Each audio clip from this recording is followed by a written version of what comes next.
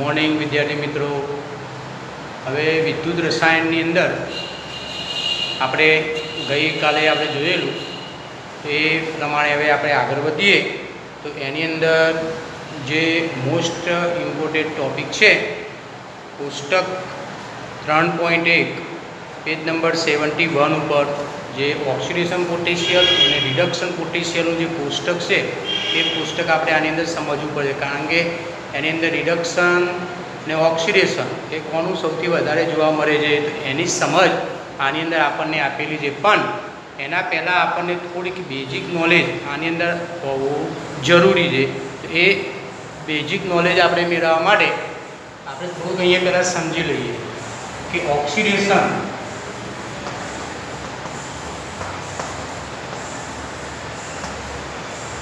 અને રિડક્શન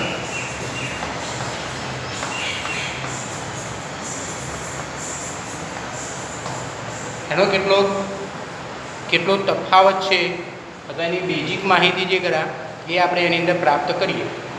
ઓક્સિડેશનની અંદર આપણે જાણીએ છીએ કે 11મા ધોરણની અંદર રેડોક્સ પ્રક્રિયાની અંદર આપણે ભણી ચૂકેલા છીએ. તો ઓક્સિડેશનની અંદર ઇલેક્ટ્રોન ગુમાવે, ઇલેક્ટ્રોન જે ખરા એ ઇલેક્ટ્રોન એની અંદર ગુમાવતો જોવા મળે છે રાસાયણિક પ્રક્રિયાની અંદર. એ જ રીતે એની અંદર રિડક્શન પ્રોસેસ હોય તો એની અંદર આપણે જાણીએ છીએ કે ઇલેક્ટ્રોન મેળવે. તો જે રાસાયણિક પ્રક્રિયા થતી હોય એની અંદર ઇલેક્ટ્રોન મેળવે એ પ્રક્રિયા આપણે રિડક્શન તરીકે આપણે ઓળખીએ છીએ. બીજા નંબરે ઓક્સિડેશનની અંદર આપણે રેડોક્સ પ્રક્રિયાની અંદર જોઈ લીધું છે કે ઓક્સિડેશન આંકમાં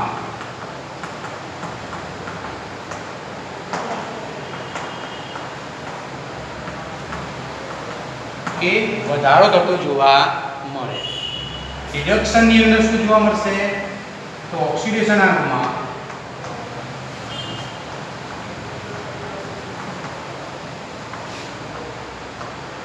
ઘટાડો થાય છે. આ બે બાબતો આપણે રેડોક્સ પ્રક્રિયાની અંદર જોઈ લીધી હતી. ત્યાર પછી ઓક્સિડેશન જે કરા તો કોઈ પણ પદાર્થ હોય એ પોતે એની અંદર કયા તરીકે વર્તે, તો રિડક્શન કરતા તરીકે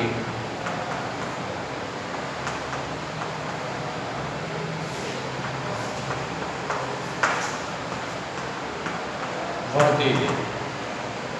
ઓક્સિડેશન જે પદાર્થ છે એ પોતે એની અંદર રિડક્શન કરતા તરીકે એ વર્તતા જોવા મળે. અહીંયા કહી શકીએ છીએ કે રિડક્શન છે તો એ પદાર્થ ઓક્સિડેશન કરતા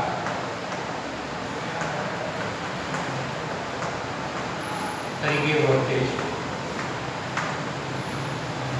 આટલી બાબત જે એની અંદર આપણને હોવી જોઈએ. થોડુંક એની અંદર આપણે જોઈએ તો ઓક્સિડેશનની અંદર ઓક્સિજન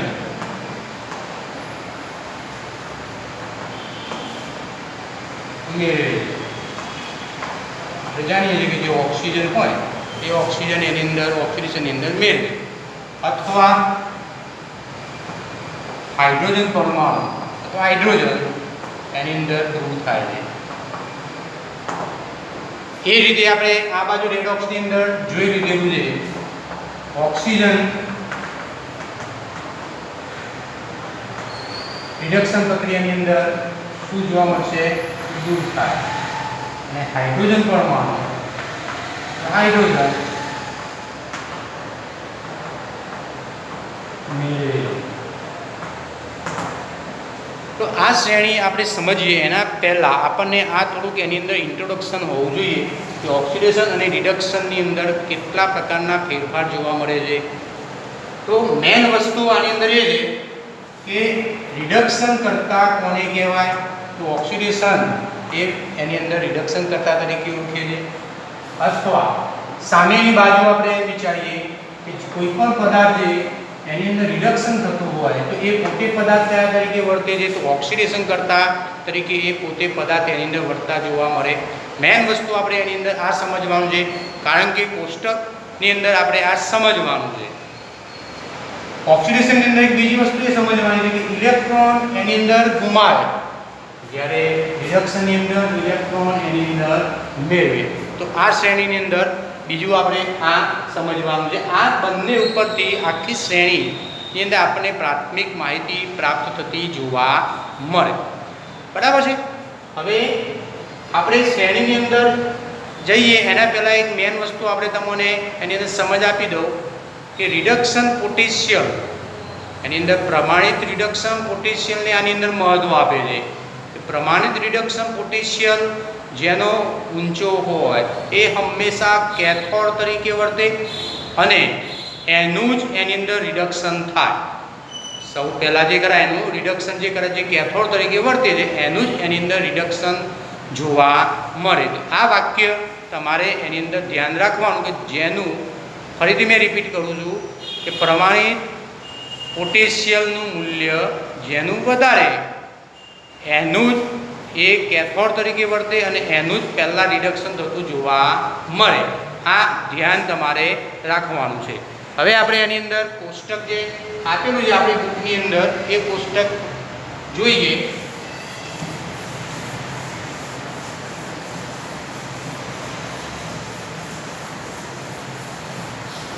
બરાબર સમજો. અહીંયા રાસાયણિક પ્રક્રિયા પેજ નંબર 71 ઉપર જોજો. 3.1 298 કેલ્વિન તાપમાને પ્રમાણિત વિદ્યુતના પોટેન્શિયલના વેલ્યુ એની અંદર રિડક્શન પામેલું સ્વરૂપ બરાબર છે. એ એની અંદર ઓક્સિડેશન પામેલું સ્વરૂપ એ બધા જ વેલ્યુ એની અંદર આપેલા છે. અહીંયા મેં એક પ્રક્રિયા આપેલી છે પ્રમાણે લખું છું ક્લોરીન F2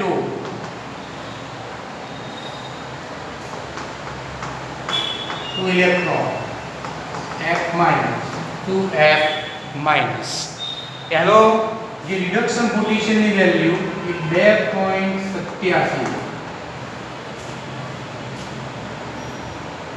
વોલ્ટ આટલી એની અંદર રિડક્શન પોટેન્શિયલની વેલ્યુ છે.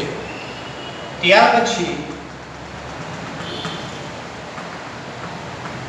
હાઇડ્રોજન. હવે હાઇડ્રોજનની અંદર આપણે સમજ છે જ તમને કે હાઇડ્રોજનનું રિડક્શન પોટેન્શિયલની વેલ્યુ એ આપણે અગાઉ ભણેલા એ પ્રમાણે એની અંદર 0 વોલ્ટ જ એની અંદર જોવા મળે છે. એ પ્રમાણે આની અંદર આપણે હાઇડ્રોજન માટે સમજીએ તો 2H+ reduction value 2 electron minus H2 0.0 volt આટલી વેલ્યુ એની અંદર જોવા મળે છે.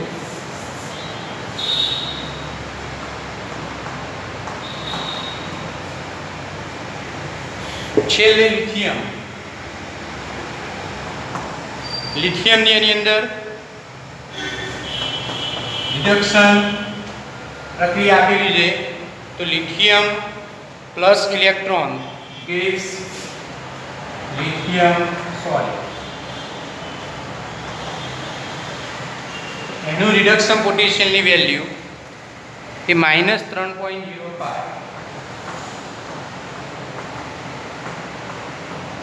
આટલા વોલ્ટ એની અંદર જોવા મળે છે. હવે વિદ્યાર્થી મિત્રો આપણે જાણીએ છીએ કે હાઇડ્રોજનનું પ્રમાણિત રિડક્શન વેલ્યુ વૈજ્ઞાનિકોએ એની અંદર 0 વોલ્ટ સ્વીકારેલું છે. આ કાયમી વેલ્યુ એની અંદર આપણે એની અંદર યાદ રાખવાનું છે, એને પ્રમાણિત ગણવાનું છે. એના કરતાં ઉપરના અને એના કરતાં નીચેના એ વેલ્યુ આપણે એની અંદર તપાસવાના છે. હવે આની અંદર આપણે આવર્ત કોષ્ટકની અંદર જાણીએ છીએ કે ક્લોરીન, તો એ ક્લોરીન તત્વ કેવું જોવા મળશે તો એની જે રિડક્શન પામવાનું સ્વરૂપ સૌથી વધારે એટલે એની અંદર રિડક્શન જે સૌથી વધારે એની અંદર જે આવર્ત કોષ્ટકની અંદર છે મેન્ડેલિવના એ આવર્ત કોષ્ટકની અંદર રિડક્શન પામવાનું સૌથી વધારે સ્વરૂપ એ કોનું છે તો ક્લોરીન અને એની અંદર સૌથી ઓછું તો લિથિયમ. બરાબર છે, એમ પણ સમજી શકીએ છીએ. હવે અહીંયા આ વસ્તુ આપણને આપેલી છે તો બુકની અંદર શ્રેણીની થોડીક સમજ આપેલી છે.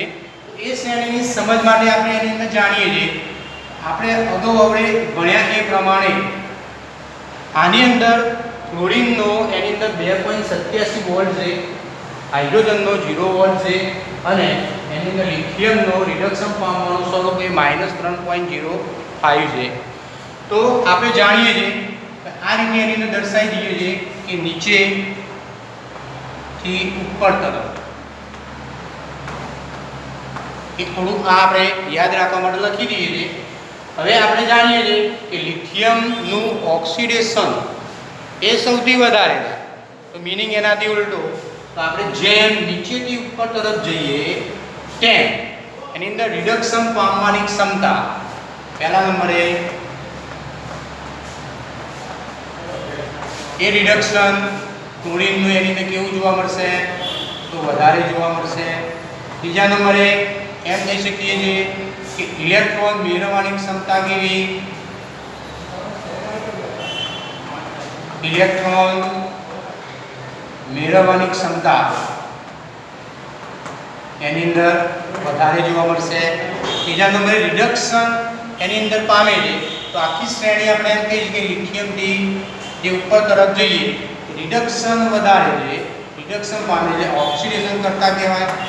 ઓક્સિડેશન કરતા એની અંદર પ્રબળતા એ વધતી જોવા મળે, એટલે ઓક્સિડેશન કરતાની વધતી પ્રબળતા આની અંદર આ રીતે આપણને જોવા મળે. સમજી લેજો, આ વસ્તુ સમજવા જેવી છે. હવે એ જ રીતે આપણે આ બાજુ વિચારી લઈએ કે અહીંયા જે આપણને આપેલું છે, અહીંયા આપણે એક લખી દઈએ, અહીંયાથી નીચેથી ઉપર લખીએ છીએ, અહીંયા ઉપરથી નીચે તરફ લખીએ.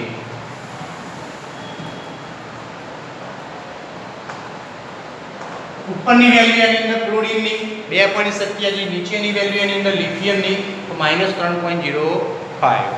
હવે આની અંદર આપણે નોંધ કરી શકીએ છીએ કે અહીંયા ઉપરથી નીચેની તરફ આપણે જાણીએ છીએ એ પ્રમાણે અહીંયા આ બાજુ રિડક્શન પામવાની ક્ષમતા વધારે હતી, એ પેલી બાજુ શું જોવા મળશે, તો ઓક્સિડેશન પામવાની ક્ષમતા એટલે ઇલેક્ટ્રોન ગુમાવવાની ક્ષમતા એની અંદર વધશે. એટલે અહીંયા આપણે નોંધ કરી શકીએ છીએ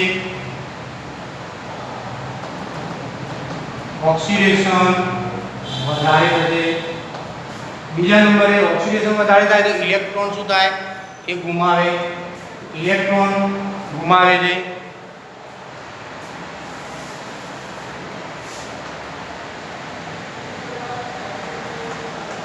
ઇલેક્ટ્રોન ગુમાવવાની ક્ષમતા વધારે.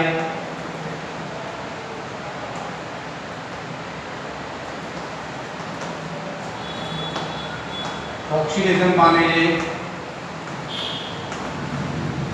ઓક્સિડેશન પામવાની ક્ષમતા વધારે. હવે ઓક્સિડેશન પામવાની ક્ષમતા વધારે તો ત્રીજા નંબરે આપણે એની અંદર લખી શકીએ છીએ કે રિડક્શન કરતાની પ્રબળતા વધારે.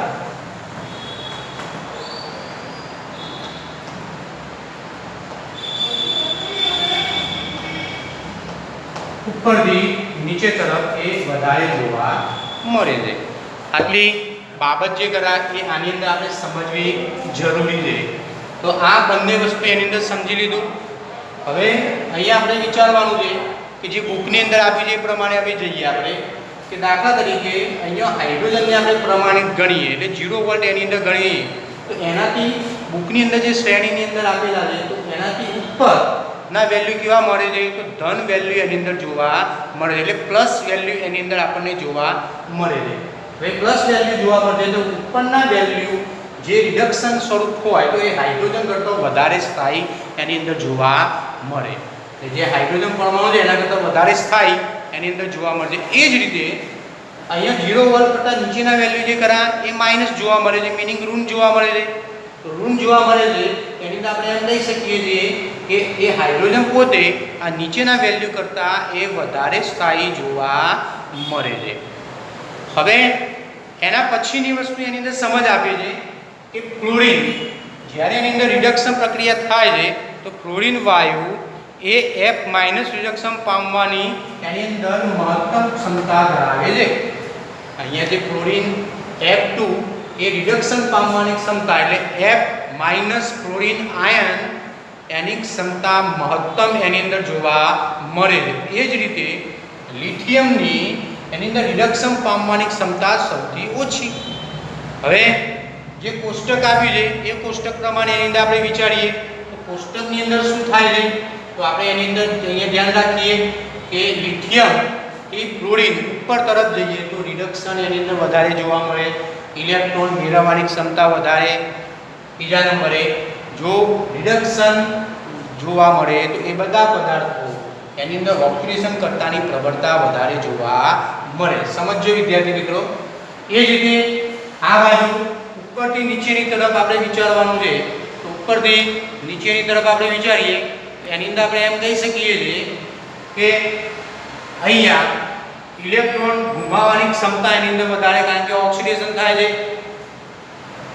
હવે એની અંદર ઓક્સિડેશન થાય તો રિડક્શન કરતાની પ્રબળતા એની અંદર કેવી જોવા મળશે? તો વધારે જોવા મળે છે. આ વસ્તુ એની અંદર આપણે સમજવાની છે.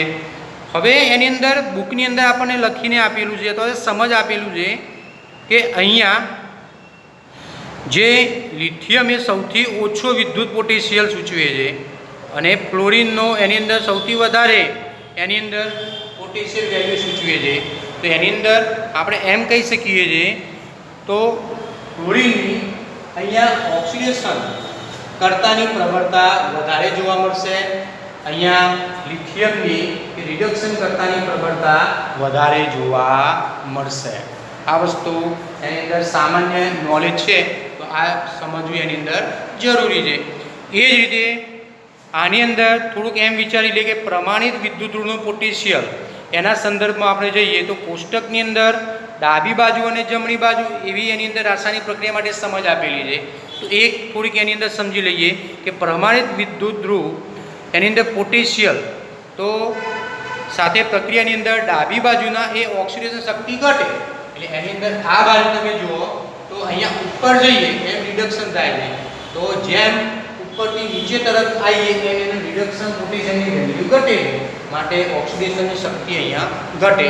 તો અહીંયા જે કરે એ ઓક્સિડેશનની શક્તિ વધે પણ રિડક્શનની શક્તિ કેવી થાય? એ ઘટતી જોવા મળે. તો અહીંયા આટલી વસ્તુ છે.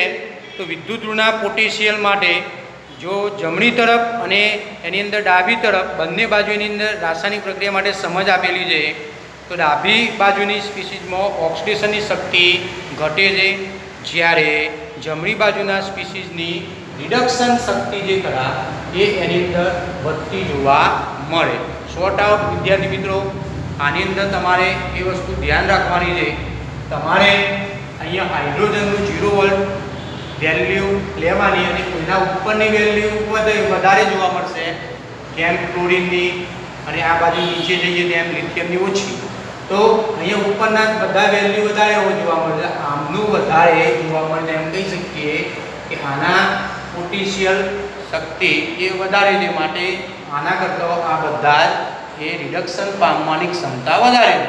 એ જ રીતે નીચે બાજુ આપણે વિચારીએ તો બધા કરતાં એ બધા વેલ્યુ ઋણ આવશે 0 કરતાં, તો હાઇડ્રોજનની એની અંદર રિડક્શન પામવાની ક્ષમતા વધારે. અથવા જો તમને આ અર્ધકોષ આપ્યો હોય અને બીજો ઉપરનાનો માઇનસ ને પ્લસ એવો અર્ધકોષ આપ્યો હોય, એની અંદર આપણે એમ કહી શકીએ છીએ કે જેની પ્રમાણિત રિડક્શન પોટેન્શિયલની વેલ્યુ વધારે હોય તો એની અંદર રિડક્શન પામવાની ક્ષમતા વધારે જોવા મળશે. આટલી વસ્તુ તમારે એની અંદર ધ્યાન રાખવાની છે અને આ વસ્તુ સમજજો.